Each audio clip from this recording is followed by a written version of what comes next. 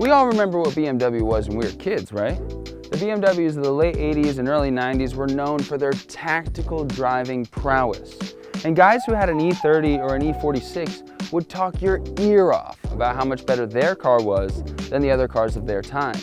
It's our job today to check out this brand new BMW M2, and then we all can decide if BMW really is back.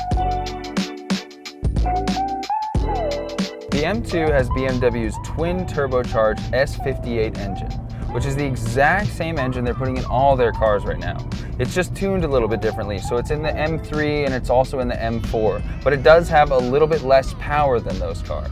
This S58 comes in at 453 horsepower and 406 pound-feet of torque at 2,600 RPMs. So even in the low parts of the gear, you can really feel the torque.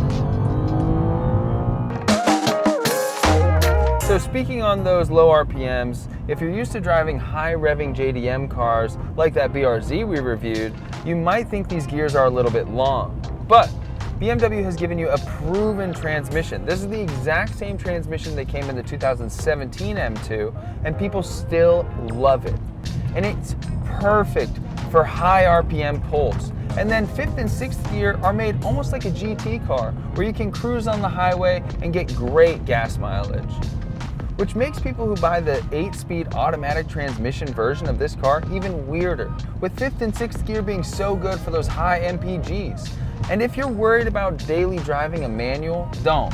This has the best auto rev matching we've ever seen, and it makes you feel like Max Verstappen on the track when you're downshifting through the gears. So being a guy who grew up driving a lot of JDM cars, I was a little unsure of this transmission, but I've actually grown to really love it. It's solid and tactile, much like the gas pedal. A lot of cars these days have a really loose gas pedal with almost a little bit of leeway. This car does not. It's very quick, very responsive, and very tactile. And that theme follows when you get into the steering of the car.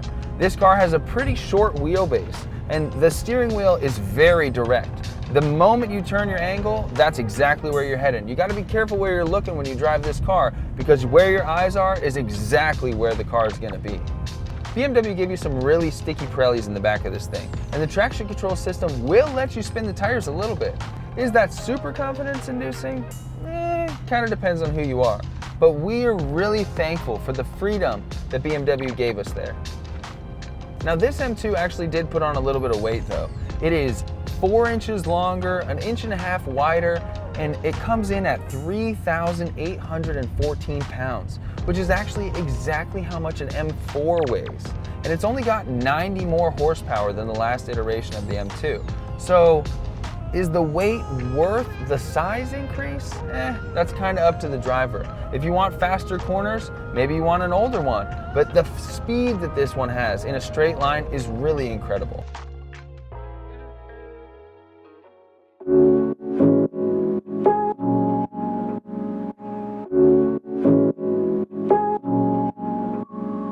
So when you get to the interior of this car, you may not be impressed. Yes, it's a BMW, so yes, there's a lot of leather, and yes, you can spend another $800 for some bucket seats, but the interior is a little bit lackluster. This is not a luxury car. This is not like the i4 we drove a few months ago. There's no wireless charging points. There's no cooled seats. But what's not simple about this car is the infotainment system. Again, it's a BMW, so you have about 28 different apps that make no sense and are not organized well at all.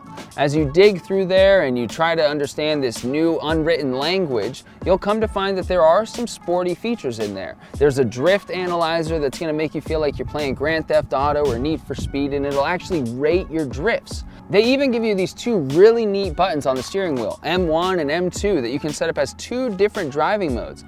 Ours currently is set up with M1, letting the engine breathe a little bit more, and M2 tightens up the suspension, the brakes, and gives you that really nice BMW driving experience. Other than that, it kind of reminds me of a Honda Accord on the inside. Nothing to write home about, but nothing really to complain about. So one thing that looks absolutely nothing like a Honda Accord is the exterior of this car. When the renderings and the initial drawings came out of this car, we were were a little worried. It just looked a little weird. We didn't really know where BMW was going with the design.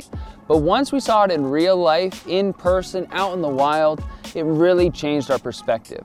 Starting out here with the front of the car, the first thing you'll notice is that this car doesn't have the huge nostrils. It has not been cursed with the BMW pig nose, but it has been cursed with some of these weird, really boxy features. And one angle that we feel it looks worst is this front quarter angle. These air intakes in the bottom left and right corners of the front bumper are really squared off and just look a little bit chunky. While the front looks a little weird from some corners, we think the rear really brings this car together. The taillights are really nice and aggressive, and this huge diffuser at the back with dual tip exhaust just screams sports car. One other thing you'll notice is BMW is using this new logo. It's like their racing M series, some kind of special logo, and you won't see the regular logo throughout the entire car. It's interesting. Our electric i4 has blue around the logo now, and BMW's sports cars has these M colors around the logos now. Another really cool thing they did was give you a carbon fiber roof. So do you miss out on having a sunroof? Absolutely. But you have a lower center of gravity and a lighter car overall, which are both thumbs up in our opinion. We really love what BMW did here, trying to pay homage to the original E30 M3s with those boxy fenders and quarter panels. We feel like BMW has brought that back with the new M2 with these really aggressive wide body styling techniques, and we think the car looks really good, really aggressive, and really sporty in that way. And we're thankful that BMW is bringing back that type of styling.